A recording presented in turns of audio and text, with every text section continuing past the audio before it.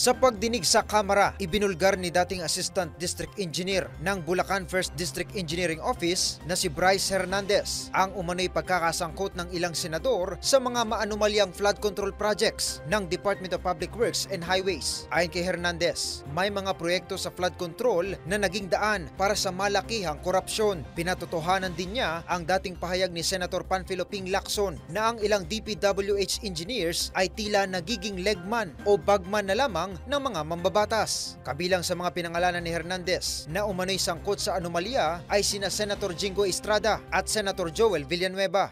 Tama po si Senator Lacson na ang mga engineers ng DPWH ay tila naging legman o bagman na lang. Kung tatanungin niyo po ako kung sino o kanino kami naging bagman, sasagutin ko na po ngayon.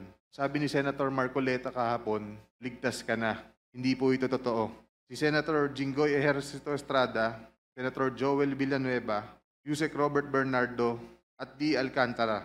Si Senator Jinggoy po ay nagbaba ng 355 million ngayong 2025. Dagdag pa ni Hernandez, mayroon siyang hawak na listahan ng mga proyekto kung saan umano'y nagkaroon ng irregularidad at pinakinabangan ng mga nabanggit na senador. Samantala, agad namang sinagot ni Senator Jingo Estrada ang mga akusasyon at hinamon si Hernandez na sumailalim sila pareho sa isang lie detector test upang patunayan ang katotohanan.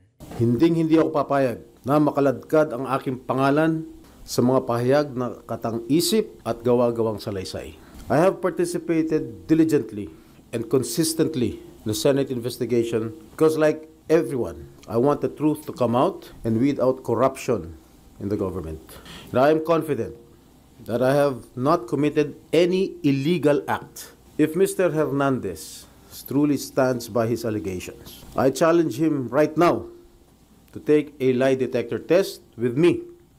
Let us settle this once and for all and show the public who is telling the truth.